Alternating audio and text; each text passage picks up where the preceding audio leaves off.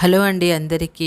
ఈడ మా బాబు కనపడుతున్నారు కదండి, వాడి బర్త్డే కోసం మేము షిరిడీకి వెళ్ళామండి. ఆ నుంచి త్రయంబకేశ్వర్లో ఉన్న శివుని దర్శించుకోవడానికి వెళ్ళామండి. షిరిడీ నుంచి 300 చొప్పున ఛార్జ్ చేస్తారండి. మినీ బస్ పోతాయి, కార్ పోతాయండి.